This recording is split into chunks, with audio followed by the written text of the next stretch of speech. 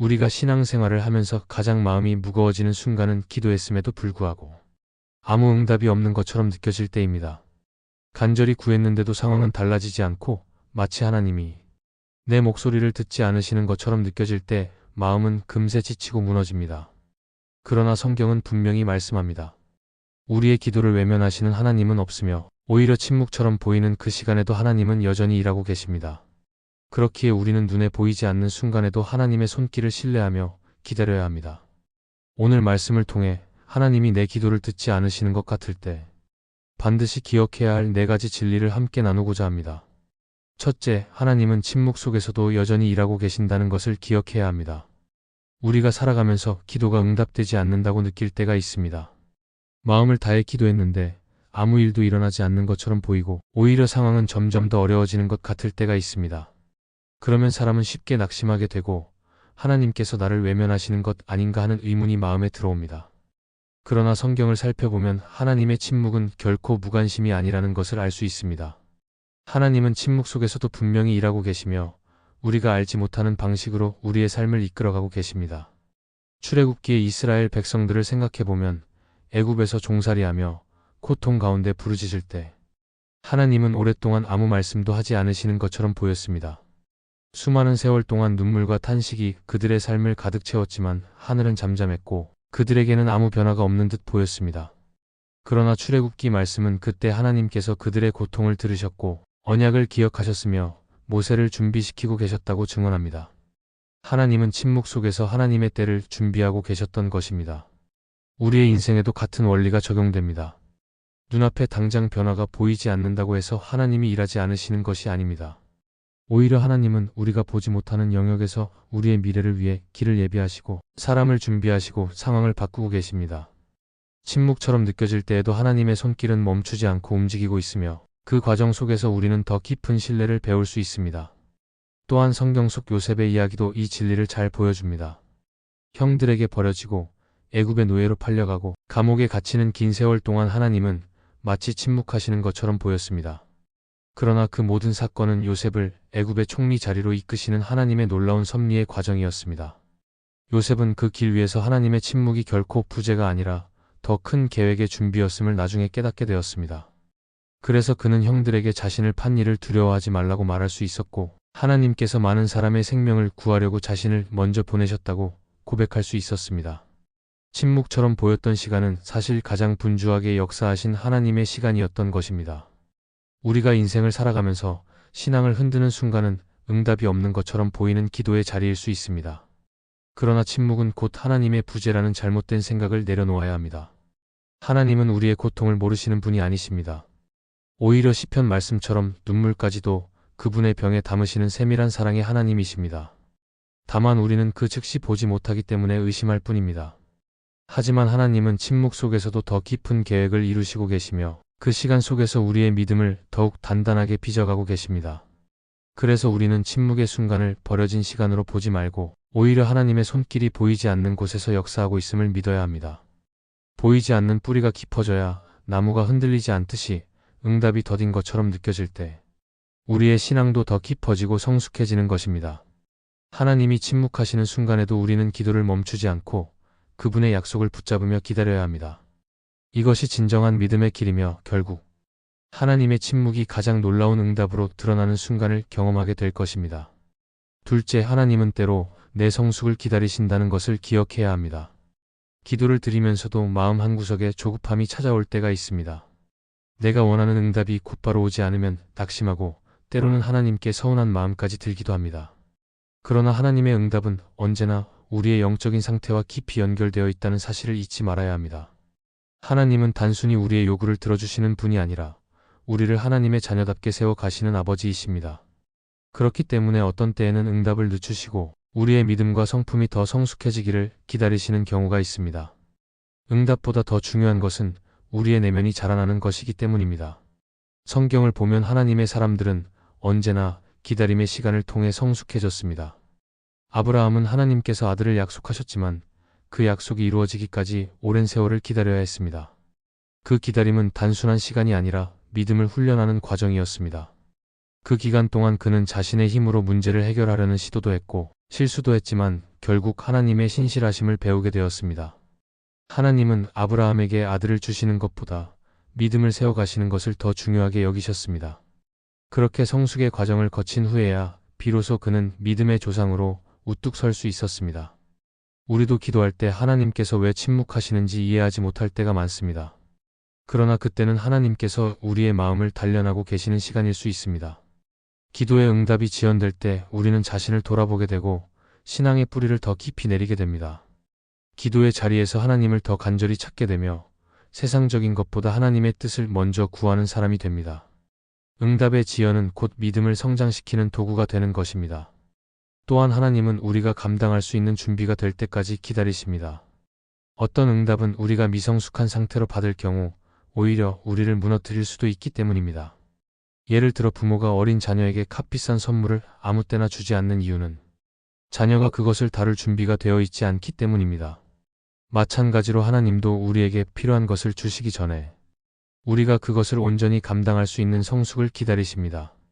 그 기다림 속에서 우리는 인내를 배우고 겸손을 배우며 하나님만 의지하는 법을 배웁니다. 성경 속 다윗도 이 원리를 잘 보여줍니다. 그는 기름 부음을 받아 이스라엘의 왕으로 선택되었지만 실제로 왕위에 오르기까지 오랜 시간을 기다려야 했습니다. 그 사이에 사울에게 쫓기며 목숨을 위협받았고 광야에서 외로운 시간을 보냈습니다. 그러나 바로 그 시간들이 다윗을 진정한 왕으로 다듬는 과정이었습니다. 만약 다윗이 기름 부음을 받자마자 곧바로 왕이 되었다면 그는 성숙하지 못한 왕으로 나라를 잘 다스리지 못했을 것입니다. 하지만 하나님은 기다림의 시간을 통해 다윗의 마음을 낮추시고 인내와 의로움을 배우게 하셨습니다. 결국 다윗은 이스라엘의 가장 위대한 왕으로 세워질 수 있었습니다.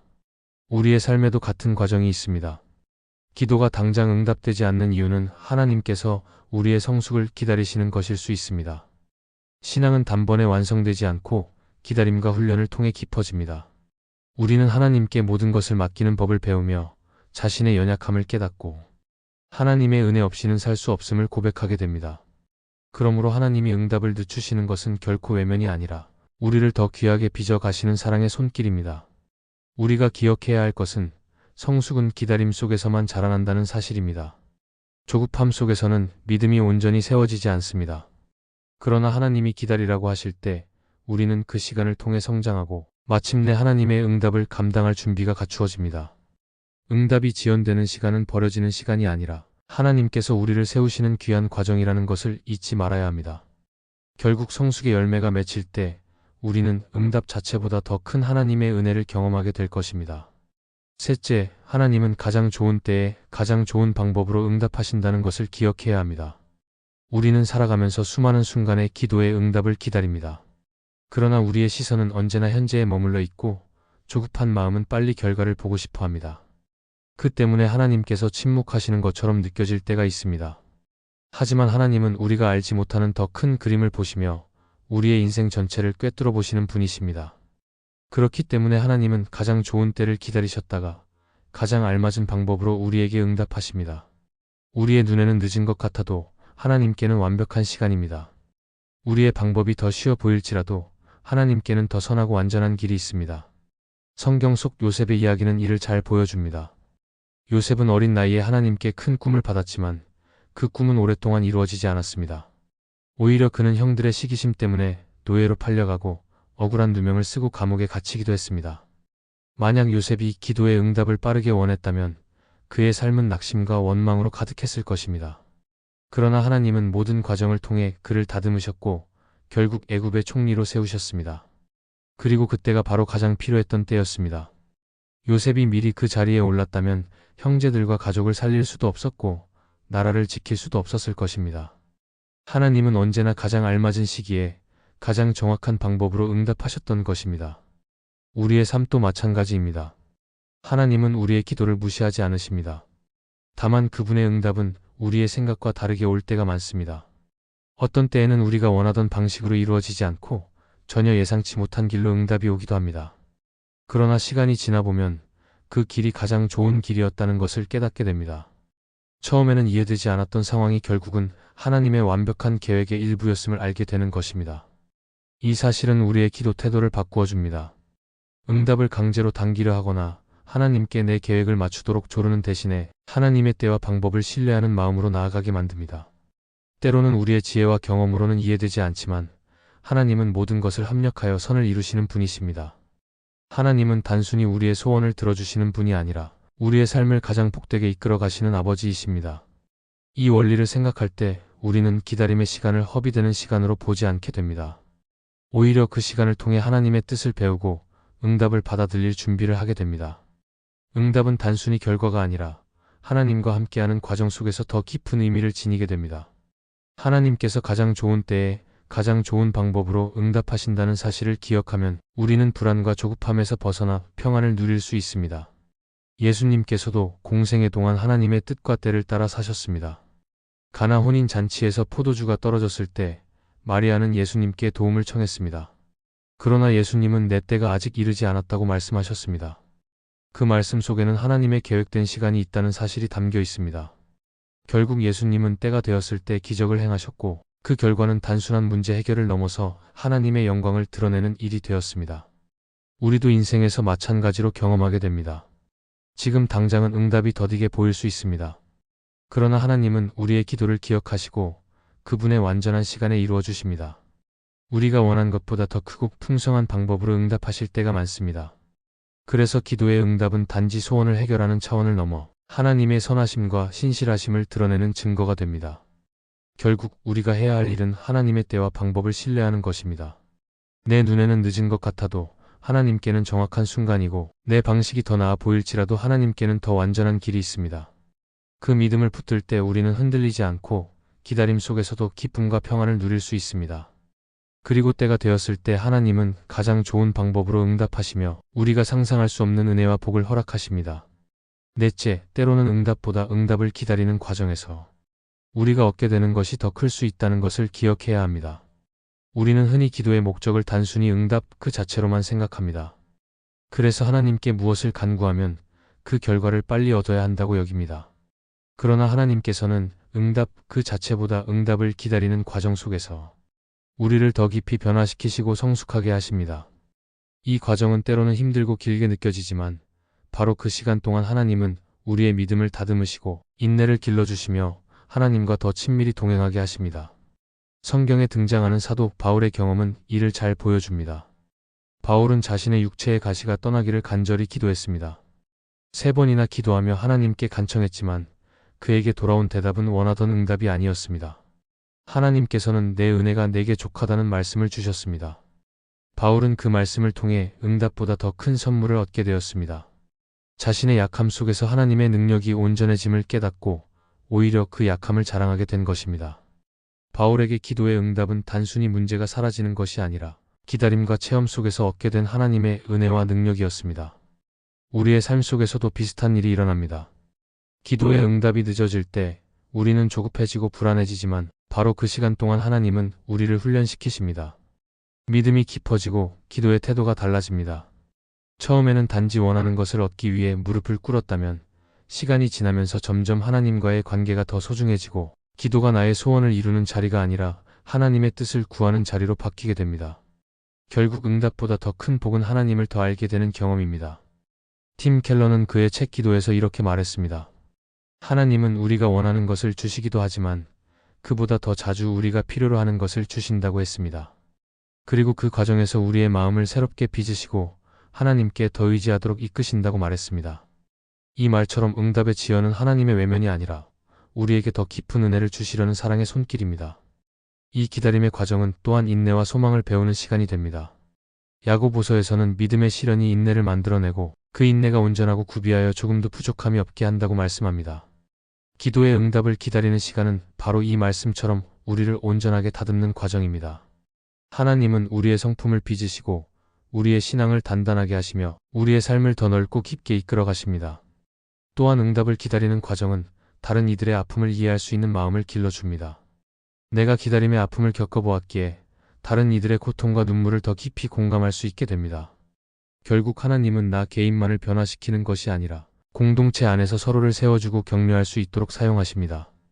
우리는 종종 응답이 전부라고 생각하지만 하나님은 기다림 속에서 더 크고 놀라운 일을 이루십니다. 기도는 단순히 문제 해결의 도구가 아니라 하나님을 더 깊이 만나는 길입니다. 응답이 늦어진다고 낙심하지 말아야 하는 이유가 바로 여기에 있습니다. 오히려 그 기다림 속에서 하나님이 주시는 교훈과 은혜를 붙들 때 우리는 응답보다 더 값진 것을 얻게 됩니다. 따라서 우리는 기다림을 두려워하지 말아야 합니다. 응답이 아직 오지 않았더라도 그 시간은 결코 헛되지 않습니다. 하나님께서는 우리의 눈에는 보이지 않지만 그 순간에도 우리를 빚으시고 우리의 삶을 준비시키고 계십니다. 응답보다 더 큰 은혜를 경험하게 하시기 위해 우리를 기다림의 자리로 부르시는 것입니다. 결국 우리가 얻게 되는 것은 단순히 문제의 해결이 아니라 하나님 자신을 더 깊이 아는 복입니다. 하나님께서 우리의 기도를 듣지 않으시는 것처럼 느껴질 때가 있습니다. 그러나 그 순간에도 하나님은 침묵 속에서 여전히 일하고 계십니다.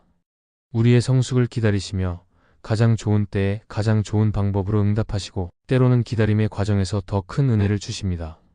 그러므로 우리는 기도의 응답이 지체되는 순간에도 낙심하지 않고 하나님을 신뢰해야 합니다.